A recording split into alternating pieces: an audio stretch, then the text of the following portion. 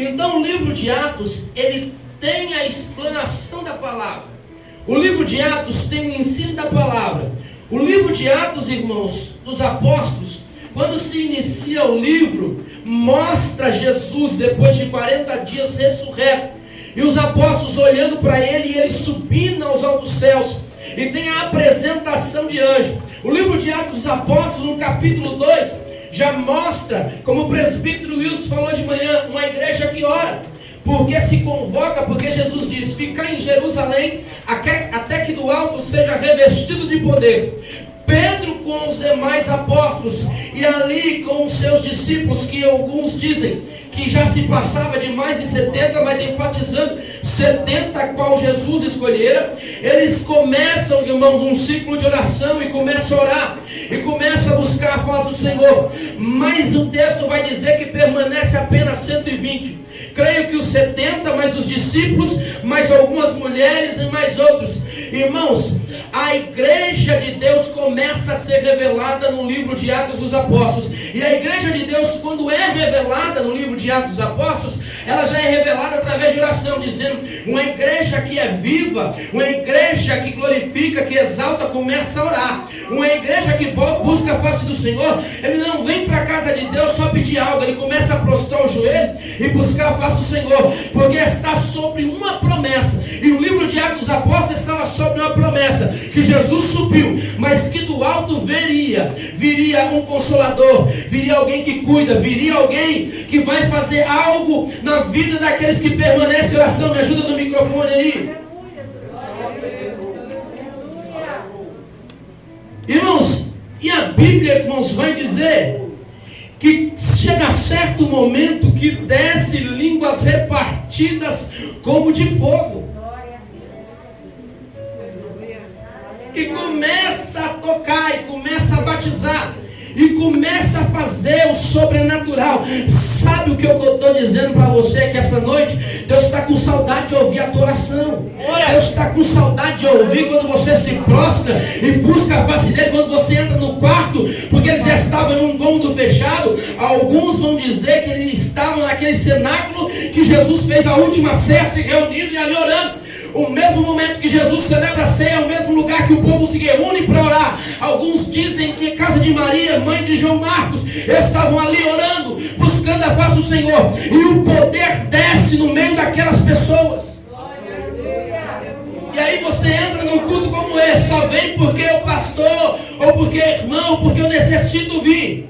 Aí você chega aqui e não consegue nem dobrar o joelho mais para orar. Porque tem gente que chega na igreja, senta um pouquinho no banco, diz, estou cansado, não vou dobrar o joelho, não vou orar. Hoje é só mais um culto, vai ser a mesma coisa. A irmã Natália vai pegar o microfone, vai falar a mesma coisa. O grupo de louvor vai falar a mesma coisa. O presbítero Wilson vai falar a mesma coisa. E Deus está falando essa noite, além de estar com saudade da oração, eu estou com saudade daquele que quando chegou no primeiro amor, buscava a minha face de todo o coração e olhava só para mim, não olhava para os defeitos. Hoje foi dito aqui, foi perguntado, se criança tem pecado, a Bíblia vai dizer que todos pecaram. Mas Jesus disse que viria o Consolador. Jesus disse que viria para dar oportunidade. Para quê? Para você buscar hoje a face do Senhor e entrar num culto como esse, entender que Deus está se revelando através da palavra, e é a palavra da verdade. Aí alguém vai enfatizar um dia de Pentecoste e diz, eu sou crente pentecostal, mas não sabe nem o que significa a palavra Pentecoste.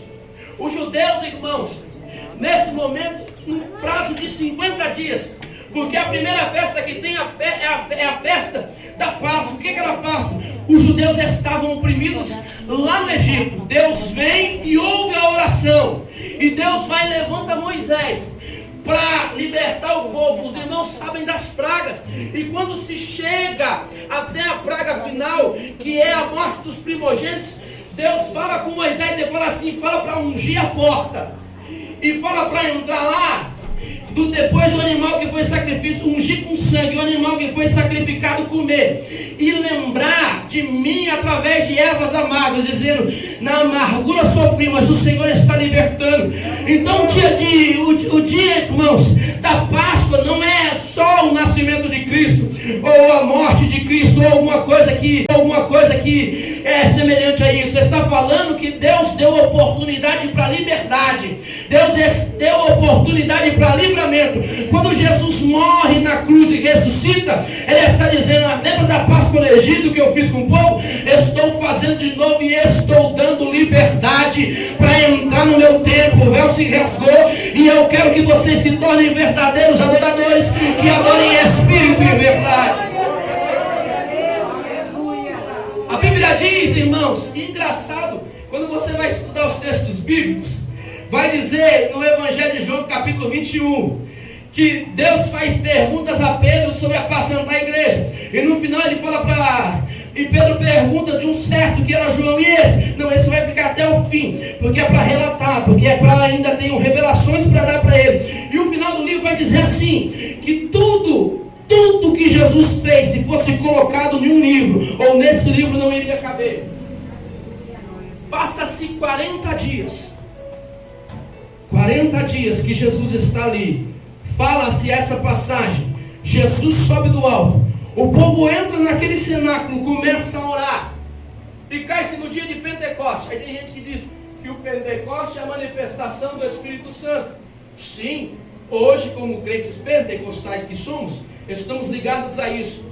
Mas é outra festa judaica de Pentecostes, que é o quê? Quando o povo é libertado do Egito, come as ervas amargas, anda-se pelo deserto, e no período de 50 dias, 10 dias depois que o povo está andando, Deus vai e chama Moisés no monte. Para quê? Para revelar-se a ele. E ele fica 40 dias e 40 noites, se findando 50 dias. E aí o povo comemora o dia de Pentecostes. O que é? A revelação da palavra da lei, a revelação de Jesus Cristo no meio do povo. E aí o que acontece? O povo está murmurando, o povo está questionando, o povo está fazendo bezerro de ouro. Ei, irmão, para de adorar esses outros deuses que você está adorando. Quebra esse santinho que tem escondido aí, porque Deus está revelando que até santinho ainda tem escondido. Às vezes as coisas não fluem por causa disso. Está vendo aquele babuá que está lá dentro guardado? Quebra tudo, irmão, porque Deus vai se revelar através do Espírito Santo. Ele não habita em templo imundo, Ele não aceita divisão. Às vezes você está adorando mais o mundo, as coisas do mundo, e ali está o seu manjar, ali está o seu Deusinho. E Deus está dizendo essa noite: eu se revelei no passado e quero revelar você essa noite, no dia de Pentecostes. Eu quero fazer sobre a tua vida. É dia de festa, irmãos. Eu falei de uma festa que liberta, agora eu estou falando de uma festa que transforma. A primeira festa foi para te libertar, e a segunda festa é para te transformar e para o Espírito Santo cair sobre você.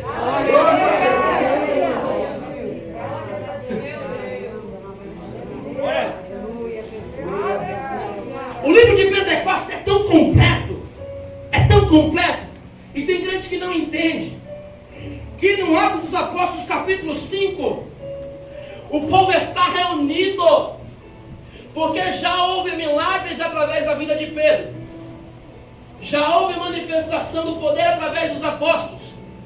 No livro de Pentecostes tem um texto que diz que Deus liberta os apóstolos da prisão. Os apóstolos estão libertos da prisão através de um anjo. E depois, mais uma vez, Deus faz o milagre sobre a vida de Pedro para se revelar através da palavra. Mas olha o que eu vou fazer, irmãos. O livro de Pentecostes é tão santo, irmãos. É tão poderoso. Alguns teólogos vão dizer que Atos do Pentecoste. E você sabia que, irmãos, o livro de Atos dos Apóstolos, na cronologia bíblica, é o 11º livro a ser escrito. Porque o primeiro livro é Tiago. E tem gente que olha lá, o primeiro livro do Novo Testamento é Mateus. Mateus é só o 6º ou o 7º.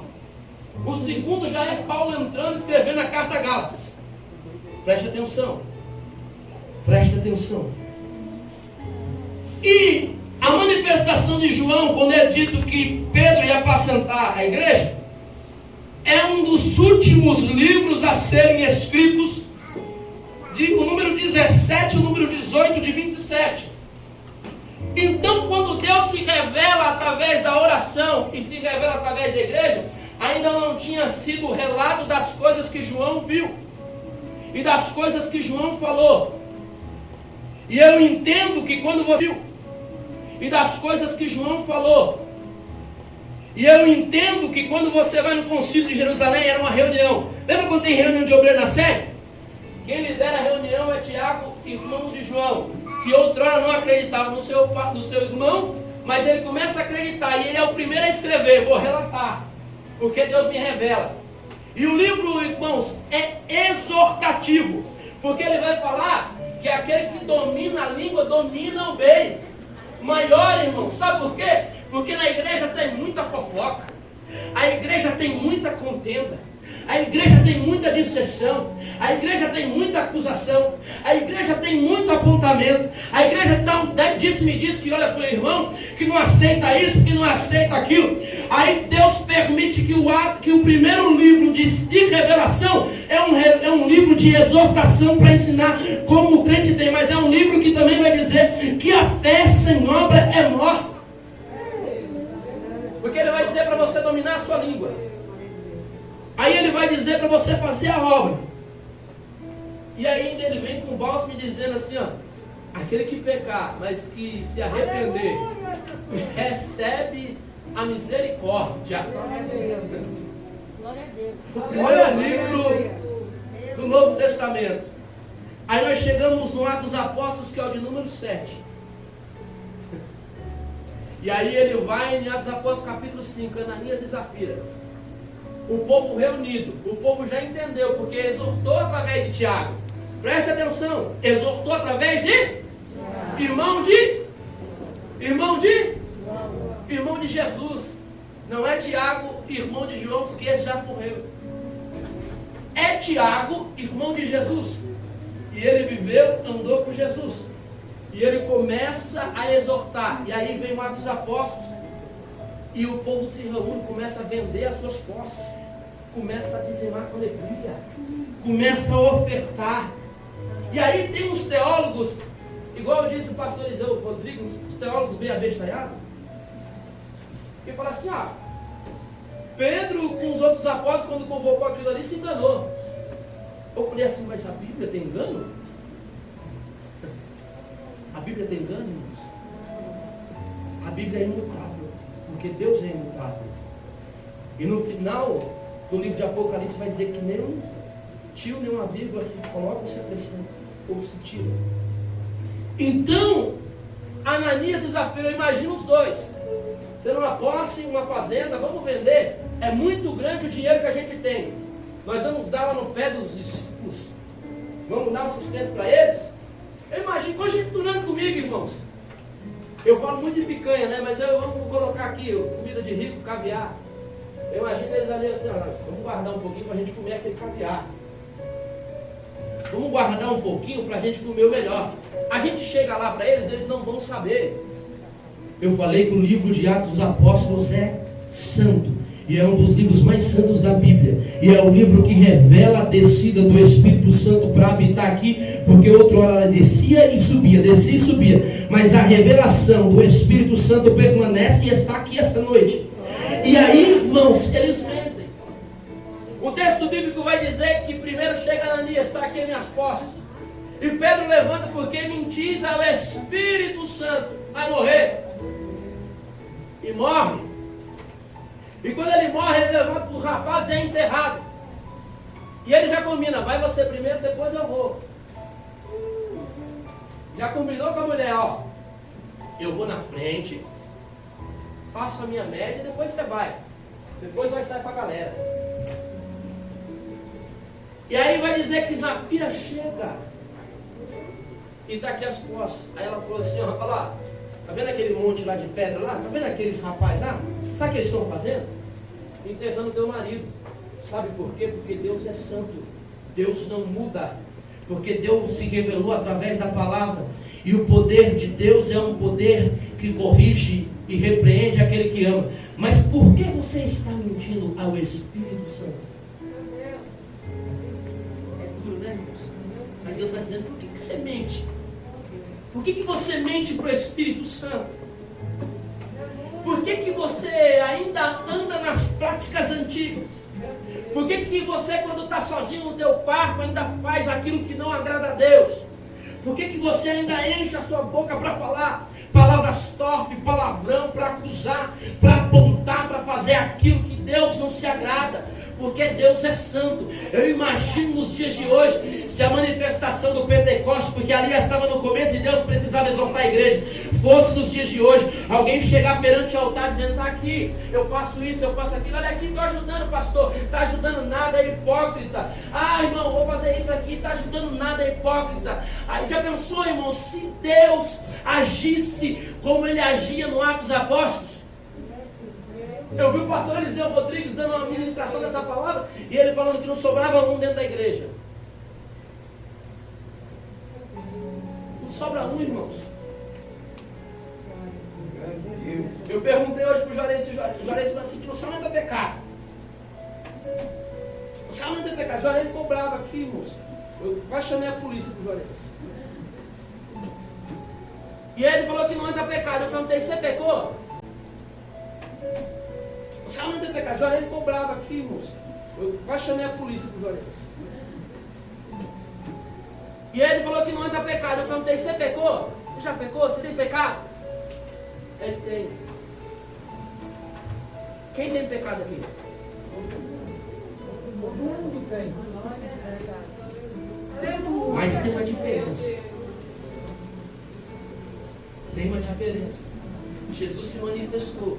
Jesus rasgou o véu e disse aquele que confessa. O Juarez confessou e deixa, recebe misericórdia. Eu ainda não estou pregando não, mas vou chegar lá.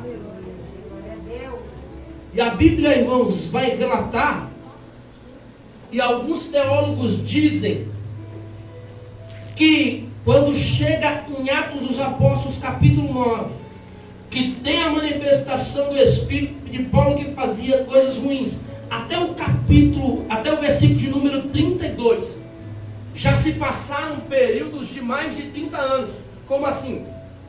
Paulo estava lá, Deus se manifesta, se revela-se, passa os 14 anos que Paulo está ali, 3 a 4 anos em Jerusalém, mais 10 anos na sua terra natal, em Tarso. E ali, quando Pedro vai para Lida, já tem 30 anos que se passou, Deus se revelando a vida de Paulo. Então Paulo já está cumprindo o ministério há 16 anos. Preste atenção. E alguns teólogos dizem que Paulo institui a igreja em Jope.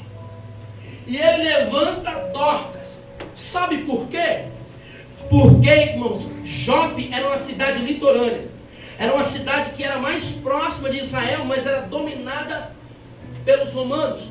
E tinha um grande comércio grego nas ruas. Quando você vai no Brás, em São Paulo, é dominada pelos chineses e agora aqueles africanos, os haitianos, eles ficam lá fazendo toda a movimentação, vendendo.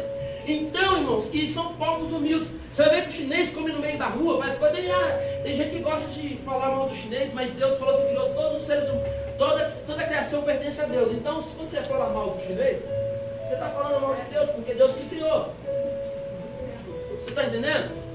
Então, era a mesma coisa. O comércio era muito forte em Jope. E quem dominava eram os gregos. E os gregos, irmãos, naquele período, eles eram como os chineses. Eles comiam no meio da rua, eles faziam comércio, eles eram totalmente pobres. Aí tinha a classe romana, que era mais rica, e tinha os judeus. E aí, irmãos, entra-se Pedro. Porque Pedro, irmão, você vai ver no Atos após capítulo 15, que Pedro tem uma discussão forte com Paulo acerca da circuncisão. Porque Pedro falou assim, nós só temos que pregar para o judeu. Nós não temos que pregar para o irmão da esquina ali não, para o crentinho que não, ou que não é crente, ou que somos nós hoje, os gentios. Então a briga de Pedro com Paulo é porque Paulo queria pregar para os gregos. e queria salvar os gregos, queria batizar os gregos. E Pedro disse que tinha que ter circuncidação. Mas voltando para trás, antes do concílio, há essa passagem. Pedro é daqueles que só pregam em congresso. É o crente dono da verdade. É o crente dono de tudo. Glória a Deus. Ajuda eu aí a vencer na terra. Porque tem crente assim, né, irmãos? Tem crente que chega assim, irmãos. Uma vez eu fui fechar com um pregador. E o pregador falou assim, que tinha que ter uma sala para ele, que tinha que ter uva, que tinha que ter suco, que tinha que ter queijo. E a oferta dele era isso, era aquilo. Eu imagino Pedro sendo convidado para pregar em Jope. E falando assim, tem coisa boa para mim? Tem um prato para mim? Eu preciso de uma oferta. Porque Pedro só queria pregar já para o judeu que tinha o conhecimento da verdade. E aí vem Paulo e fala assim, ó, eu fui chamado para levar o evangelho. Aí Pedro diz assim, eu andei com Jesus. Pedro diz, eu fui um dos apóstolos. Aí eu imagino Paulo se revelando para ele, tá bom, eu não andei com Jesus. Mas quando eu tive a oportunidade, eu não traí. Quando eu tive a oportunidade, eu não neguei. Você sabe o que Deus fez comigo quando Ele me chamou? Ele se revelou para mim, eu caí no cavalo. Eu botei o rosto no pó. E sabe o que Ele me faz? Ele me leva para uma rua chamada direita. E Ele deixa eu 3 dias no escuro. Fazendo o quê? Ele me leva para o Espírito em alto do céu. Para me ensinar lá onde é santo, que Deus é santo e aceita aquele que confessa a Ele. Você está entendendo? Tem um confronto. Lá vai Paulo, abre a igreja. Pedro está lá em Lida, cheio de judeu também lá. Aí convida Pedro. Eu imagino Pedro com isso na cabeça, lá só tem grego. Come, faz bagunça, faz tudo que não deve. Você acha que eu vou lá? Eu imagino o Espírito Santo falando para ele, você sabe por que eu levantei Paulo? Porque Paulo vai aonde você não quer ir. Sabe por que eu chamei Paulo? Porque Paulo tem visão do céu, porque eu levei lá no céu e mostrei. Está vendo aquela moça chamada Dorcas? Está vendo aquela mulher que estava lá? Você sabe por que eu chamei ela? Eu chamei ela porque ela consegue chegar no meio de todo mundo. E ela é construtora. Eu botei o rosto no pó. E sabe o que ele me faz? Ele me leva para uma rua chamada direita. E ele deixa eu 3 dias no escuro. Fazendo o quê? Ele me leva para o Espírito em alto do céu. Para me ensinar lá onde é santo, que Deus é santo e aceita aquele que confessa a Ele. Você está entendendo? Tem um confronto. Lá vai Paulo, abre a igreja. Pedro está lá em Lida, cheio de judeu também lá. Aí convida Pedro. Eu imagino Pedro com isso na cabeça, lá só tem grego. Come, faz bagunça, faz tudo que não deve. Você acha que eu vou lá? Eu imagino o Espírito Santo falando para ele, você sabe por que eu levantei Paulo? Porque Paulo vai aonde você não quer ir. Sabe por que eu chamei Paulo? Porque Paulo tem visão do céu, porque eu levei lá no céu e mostrei. Está vendo aquela moça chamada Dorcas? Está vendo aquela mulher que estava lá? Você sabe por que eu chamei ela? Eu chamei ela porque ela consegue chegar no meio de todo mundo. E ela é construtora, é costureira de túnica. Irmãos, e todo mundo precisa de uma veste. Todo mundo precisa de uma roupa.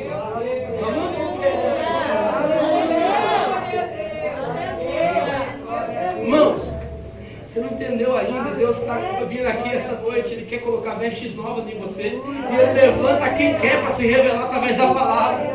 Deus pegou, levantou Paulo. Paulo levanta Dorcas. Dorcas começa a entrar. Vem para cá para mim costurar para você. E fala, você conhece o Deus de Israel? Você conhece o Deus que opera milagre? Você conhece o Deus que transforma? É tanto que quando Dorcas morre, todas as mulheres vão até ela, quando Pedro chega. E o texto vai dizer que ela era o quê? Discípula. Irmãos, às vezes eu olho pregação porque tem tanta igreja machista hoje em dia. Eu vejo lá um homem que eu segui, que ele fica falando assim, a mulher que está pregando, que é profetisa, não sei o que, sai do púlpito. Está errado, machismo, irmão. Machismo fedonho e difícil. Irmãos, eu com uma enfermidade, uma mulher colocou a mão sobre a mão da minha esposa, com a enfermidade, orou por mim, eu estou curado aqui até hoje. Era para mim ter sido operado, mas eu não fui, porque a mulher orou. Quando eu fui batizado com o Espírito Santo, uma mulher foi pregar para mim, apontou para mim e falou assim: é para você ser humilde e é para se converter. Aí eu já fui batizando com o Espírito Santo e fui rodando, irmãos. Eu entrei em outra dimensão, como diz o Juarez. Eu estava na dimensão da terra, vendo tudo, mas eu não conseguia parar, porque era tanto o poder do Espírito Santo de Deus sobre a minha vida. Uma palavra dura, mas a palavra que entrou e ficou. Aí Pedro fica lá. Só prega para judeu. É fácil eu vir aqui só pregar para irmão aqui. Ou não falar, confrontar você que está com dúvida. Porque Deus está falando essa palavra porque tem gente aqui com dúvida. Ou tem gente aqui dizendo que não é mais capaz. Naramandou camandá. O melecamba sube a.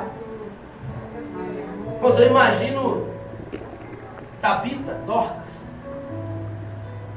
Ela vai ter o significado de corça, ou aquele outro animal que é semelhante à corça. E o predador dele, irmãos, eu escutei bastante pregação. E eu vi o pastor Eliseu Rodrigues falando, fazendo uma. Eu vou trazer ele falando que o animal que abate a corça é o leopardo. E o leopardo, irmão Fernandes, ele tem um problema de visão. Preste atenção. O leopardo tem um problema de visão. E ele só ataca a corça quando a corça só corre. Porque ela solta suor e tem odor. E o olfato dele e a velocidade que são capazes de abater. Que são capazes de destruir. Eu não sei se você está entendendo, mas eu vou explicar para você bem direitinho essa noite. Preste atenção. Irmãos, quando Deus está começando a se revelar na sua vida, que Ele está levantando o teu ministério, que está trabalhando sobre você, que está dizendo que vai fazer uma obra sobre a tua vida, aí as lutas começam a aumentar. O inimigo vem e se levanta e você não entende. Irmãos, se uma corça parar de correr, o leopardo vai e abate. Irmãos, o leopardo, eu trago para os dias de hoje, o leopardo é Satanás, irmãos. Ele não vai pegar aquele crente que está prostrado, não quer mais fazer nada, que fica entregando, que fica desistindo, que fica parando, porque ele diz: esse já é meu, não precisa bater mais, eu preciso bater aquele que corre, porque aquele que corre está fazendo a obra, porque aquele que corre, ele mesmo que ele olhe para